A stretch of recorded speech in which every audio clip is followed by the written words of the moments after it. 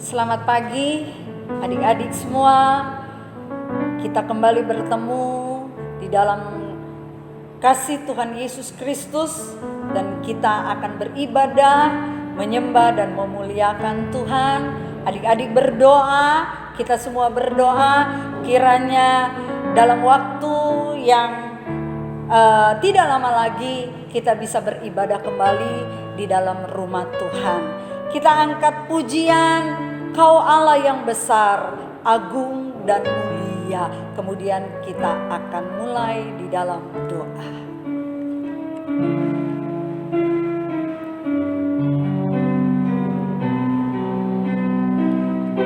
Kau Allah yang besar, agung dan mulia. Kau Yesus yang telah membuatku terpesona. Segala pujian bagimu ya Tuhan. Kau Yesus yang layak diagungkan. Kau Allah yang besar, agung dan mulia. Kau Yesus yang telah membuatku terpesona. Segala pujian bagimu ya Tuhan. Kau Yesus yang layak diagungkan. Kau Yesus yang layak diagungkan. Bapa yang baik, Bapa yang kami panggil dan kami kenal di dalam nama Tuhan Yesus Kristus, kami bersyukur kalau pagi hari ini kami ada sebagaimana kami ada. Kembali kami datang untuk menyembah dan memuliakan Tuhan. Mari Roh Kudus urapi kami semua, sehingga kami boleh bersuka cita di dalam kami menyembah dan memuliakan nama Tuhan. Dan biarlah kiranya kuasa Roh Kudus yang bekerja di tengah-tengah peribadatan kami, dan memimpin ibadah ini dari awal, pertengahan sampai pada akhirnya. Dan kami boleh merasakan hadirat Tuhan di tengah-tengah peribadatan kami. Kami siap untuk menyembah Tuhan. Kami akan mulai ibadah pagi hari ini di dalam nama Tuhan Yesus Kristus. Haleluya. Amin. Halo, selamat pagi adik-adik. Kita berjumpa lagi ibadah online kita pada pagi hari ini.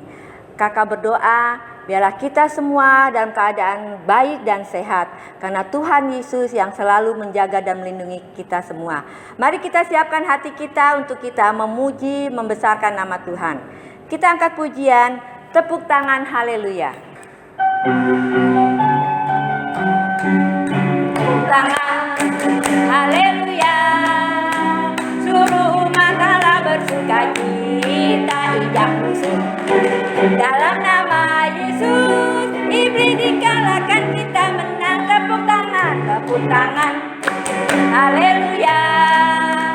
Suruh umat Allah bersuka cita, ijak musuh. Dalam nama Yesus, iblis dikalahkan, kita menang. Glory, glory, glory, haleluya. Glory, glory, glory, haleluya. Bila Tuhan Yesus di pihak kita, kita akan tampil jadi pemenang. Glory, glory, glory, glory, glory, haleluya. Glory, glory, glory, haleluya. Bila Tuhan Yesus di pihak kita, kita akan tampil jadi pemenang.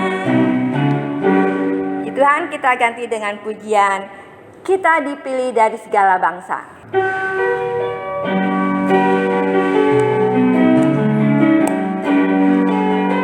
Kita dipilih dari segala bangsa. Kita dipilih jadi umat-Nya.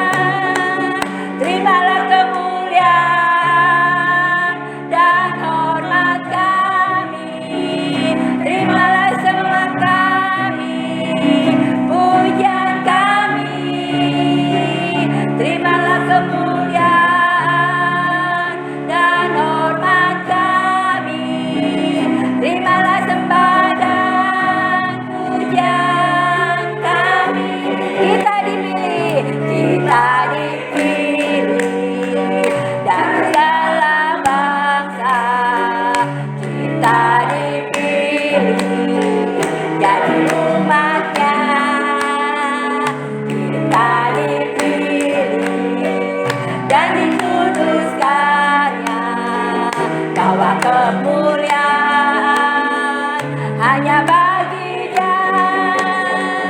Terimalah kemuliaan dan hormat kami, terimalah sembah kami, pujian kami, terimalah kemuliaan dan hormat kami, terimalah sembah dan pujian, terimalah kemuliaan, terimalah kemuliaan dan hormat kami, terimalah sembah kami, pujian kami, terimalah kemuliaan dan hormat kami, terimalah sembah dan pujian kami. Puji Tuhan, kita patut bersyukur kepada Tuhan kalau kita menjadi umat pilihan Tuhan, umat kesayangan Tuhan. Kita lanjut dengan pujian kita, tiada yang mustahil bagi Tuhan Yesus.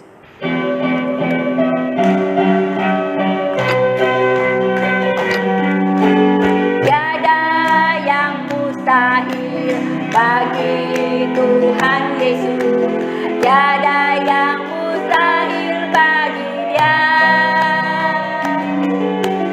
Semua pasti jadi oleh kuasa firman, tiada yang mustahil bagi Dia.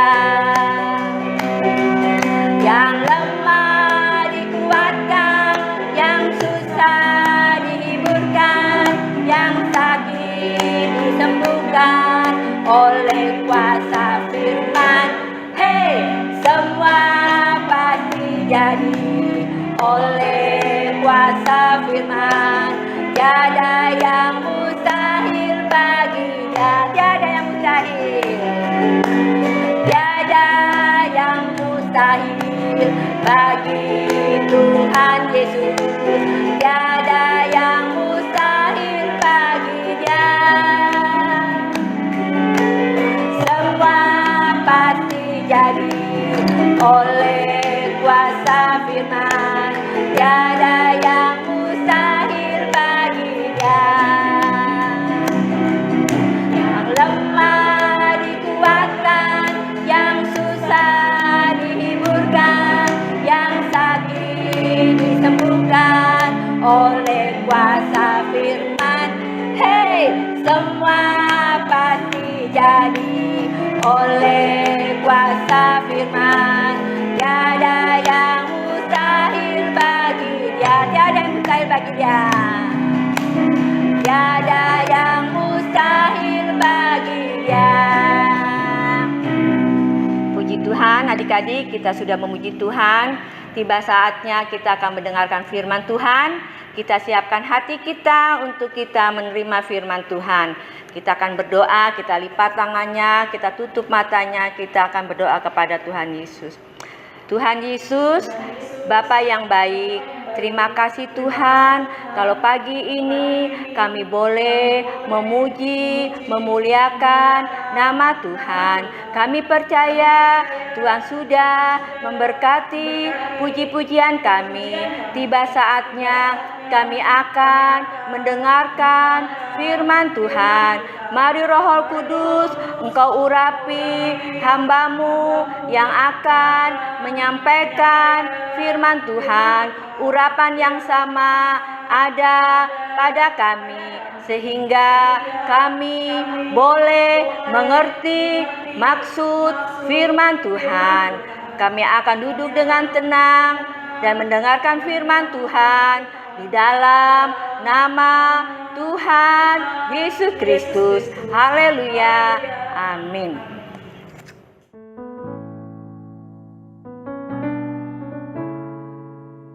Puji Tuhan, adik-adik, kita sudah memuji-muji nama Tuhan, dan tiba saatnya kita akan mendengarkan firman Allah. Kita akan baca di dalam 1 Samuel pasal yang ke-16 ayat yang ke-10 sampai ayat yang ke-13.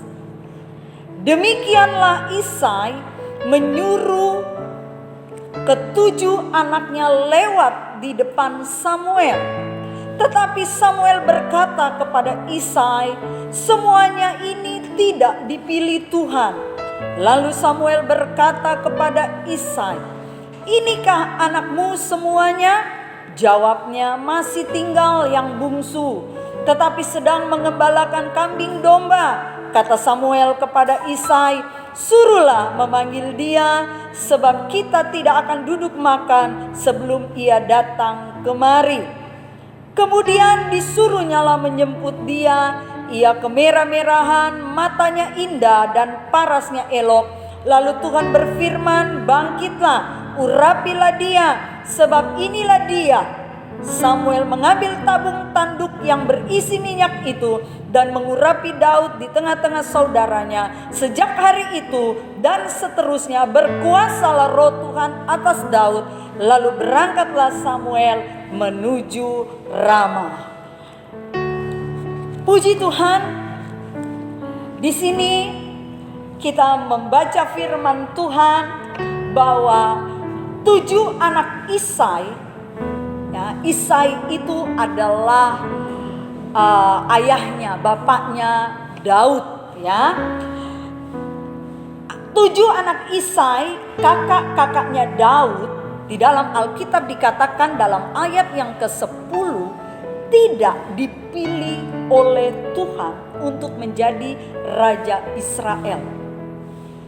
Karena Tuhan menyuruh Nabi Samuel untuk mengurapi seorang yang ditunjuk Tuhan akan menjadi raja, ya, karena Saul sudah melakukan hal yang tidak sesuai dengan perintah Tuhan.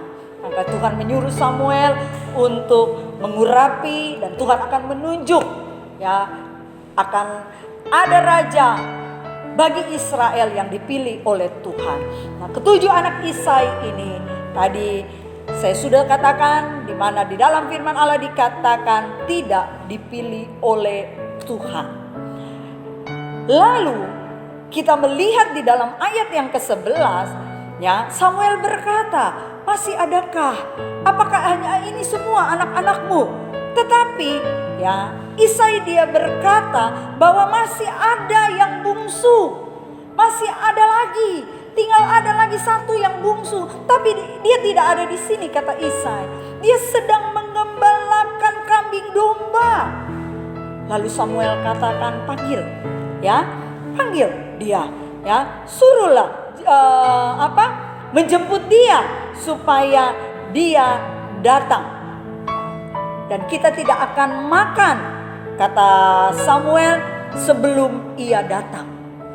Kemudian Isai menyuruh, ya, untuk memanggil anak bungsunya, memanggil Daud yang sedang mengembalakan kambing domba. Kemudian di sini lalu Tuhan berkata, ya, Tuhan berfirman, bangkitlah, urapilah dia, sebab inilah dia.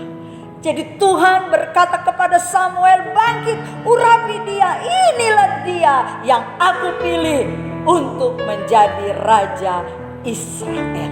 Ya, kemudian Samuel dalam ayat yang ke-13 mengambil tabung tanduk yang berisi minyak dan mengurapi Daud di tengah-tengah saudaranya. Sejak hari itu dan seterusnya berkuasalah roh Tuhan atas Daud. Daud dipilih oleh Tuhan. Dalam ayat yang ke-7, tetapi berfirmanlah Tuhan kepada Samuel, janganlah pandang parasnya atau perawakannya yang tinggi, sebab aku telah menolaknya. Bukan yang dilihat manusia yang dilihat Allah. Manusia melihat apa yang di depan mata, tetapi Tuhan melihat hati. Jadi Tuhan memilih Daud karena Tuhan melihat hatinya Daud. Kita akan melihat di dalam 1 Raja-Raja pasal yang ke-9 ayat yang ke-4. 1 Raja-Raja pasal 9 ayat yang ke-4. Di dalam 1 Raja-Raja pasal 9 ini, Tuhan berbicara kepada Salomo mengenai Daud, ya, ayahnya Salomo. Kita belajar di sini, kita mengetahui ya apa yang Tuhan katakan tentang Daud, bagaimana kehidupan Daud di hadapan Tuhan. Ya, dalam ayat yang keempat, mengenai engkau, jika engkau hidup di hadapanku sama seperti Daud ayahmu, dengan tulus hati dan dengan benar, dan berbuat sesuai dengan segala yang kuperintahkan kepadamu, dan jika engkau tetap mengikuti segala ketetapan dan peraturanku, maka aku akan meneguhkan tahta kerajaanmu atas Israel untuk selama-lamanya, seperti yang telah kujanjikan kepada Daud ayahmu, dengan berkata keturunanmu takkan terputus dari tahta kerajaan Israel. Kenapa Tuhan memilih Daud untuk menjadi raja atas Israel? Tuhan melihat hatinya Daud. Di sini dikatakan, Tuhan katakan bahwa Daud hidup dengan tulus hati. Ya, tadi dikatakan di dalam 1 Samuel pasal 16 ayat 7 bahwa Tuhan melihat hati. Manusia hanya melihat menurut pandangan mata, sebatas pandangan mata, tetapi Tuhan dia melihat sampai ke dasar hati. Oleh sebab itu Tuhan memilih Daud, karena Daud hidup dengan tulus hati. Daud mengembalakan domba dengan tulus hati. Daud membantu orang tuanya dengan tulus hati. Oleh sebab itulah Tuhan memilih Daud. Kemudian dikatakan lagi bahwa Daud seorang yang hidup dengan benar. Dia bukan hanya tulus hatinya, tetapi Daud hidup dengan benar. Daud hidup sebagai seorang anak. Dia taat kepada orang tuanya, kepada ayahnya, kepada Isai. Ya, ketika dia disuruh untuk mengembalakan domba, kambing domba orang tuanya, dia lakukan, dia menjaga dengan baik. Ya, dia lakukan itu dengan benar. Karena apa? Karena Daud seorang yang tulus hati. Kemudian di dalam firman Allah dikatakan lagi bahwa Daud hidup ya dan berbuat sesuai dengan perintah Tuhan. Jadi jelas di sini Tuhan berkata kepada Salomo anaknya, jika kamu hidup seperti ayahmu Daud, hidup dengan tulus hati, hidup dengan benar, hidup dengan berbuat sesuai dengan apa yang diperintahkan Tuhan, maka kerajaanmu tidak akan digoyahkan. Firman Allah katakan di dalam Injil Matius pasal 22 ayat 14 dikatakan, banyak yang dipanggil tetapi sedikit yang dipilih. Kita mau menjadi orang-orang yang dipilih oleh Tuhan. Bukan hanya sebatas kita dipanggil menjadi anak Tuhan, menjadi orang Kristen, tetapi kita mau menjadi umat-umat pilihan Tuhan. Oleh sebab itu kita belajar dari firman Allah. Kita mau hidup dengan tulus hati, kita mau hidup dengan benar, kita mau hidup dengan melakukan, berbuat sesuai dengan perintah Tuhan, yaitu yang ada di dalam firman Allah. Kita mau belajar ya, karena yang memilih kita ya, bukannya kita yang memilih. Kita baca di dalam Yohanes 15 ayat yang ke-16. Yohanes pasal 15 ayat yang ke-16 dikatakan, bukan kamu yang memilih aku, tetapi akulah yang memilih kamu, dan aku telah menetapkan memampukan kamu supaya kamu pergi dan menghasilkan buah, dan buahmu itu tetap, supaya apa yang kamu minta kepada Bapa dalam namaku diberikannya kepadamu. Puji Tuhan. Jadi di sini firman Allah katakan bukan kita yang memilih Allah, ya, tetapi Allah yang telah memilih kita.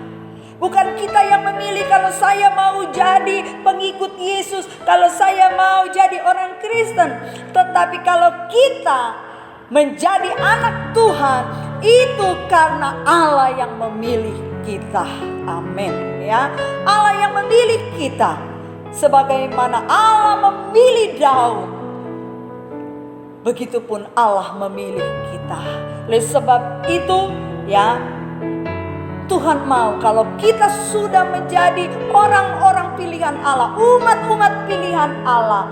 2 Petrus pasal 1 ayat 10 dikatakan bahwa kita harus berusaha untuk sungguh-sungguh. Kita baca 2 Petrus pasal yang ke-1 ayat yang ke-10 dikatakan dalam firman Allah, karena itu saudara-saudaraku, berusahalah sungguh-sungguh supaya panggilan dan pilihanmu makin teguh, sebab jikalau kamu melakukannya kamu tidak akan pernah tersandu.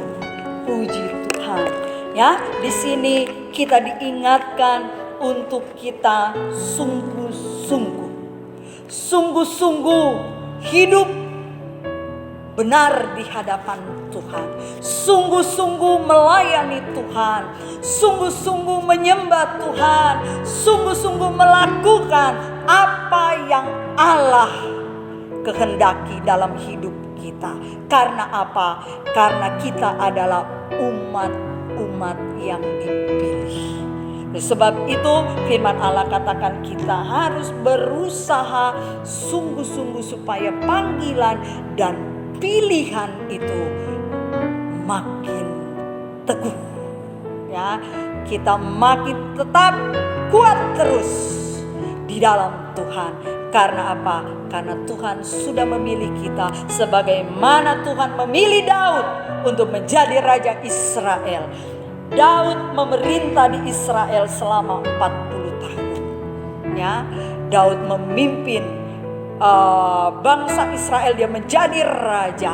Ya, dia melakukan hal-hal yang sesuai dengan perintah Tuhan. Kita mau belajar juga.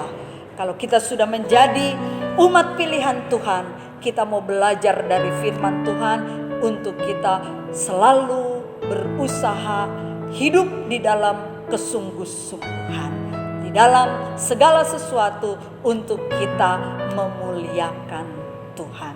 Tuhan Yesus memberkati, dan kita akan berdoa untuk firman Tuhan. Kiranya firman Tuhan memberikan satu kekuatan yang baru di dalam kita menjalani kehidupan ini, ya, sebagai umat-umat pilihan Tuhan. Bapa yang baik, kami bersyukur dan berterima kasih atas firman-Mu yang mengingatkan kami untuk kami hidup dengan hati yang tulus di hadapan-Mu, untuk kami hidup dengan benar, untuk kami hidup dan berbuat sesuai dengan apa yang Tuhan perintahkan dalam firman-Mu. Tetapi bukan dengan kekuatan kami perlu Roh Kudus yang memimpin kami setiap hari, sehingga panggilan dan pilihan Tuhan atas kami tetap teguh.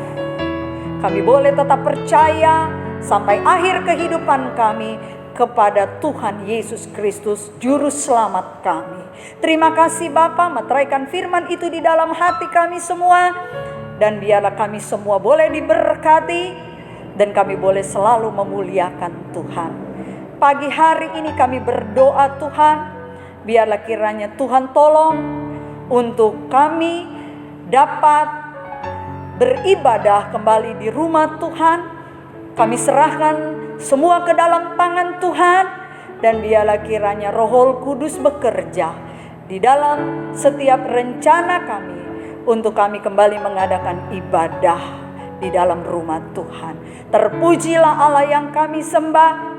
Kami sudah berdoa dan kami akhiri ibadah pagi hari ini di dalam nama Tuhan Yesus Kristus dengan hati bersyukur. Haleluya. Amin. Puji nama Tuhan. Kalau Tuhan izinkan, minggu yang akan datang kita sudah kembali bisa beribadah di dalam rumah Tuhan dengan catatan protokol kesehatan. Kita menggunakan masker, kita jaga jarak, dan kita tetap menjaga kebersihan dengan mencuci tangan ya, untuk kita masuk ke dalam rumah Tuhan dan kita selesai peribadatan. Oleh sebab itu kita persiapkan bahwa di dalam doa untuk minggu yang akan datang, sekolah minggu kembali akan dimulai pada pukul 7:30 pagi di gereja Karawaci. Kiranya Tuhan memberkati.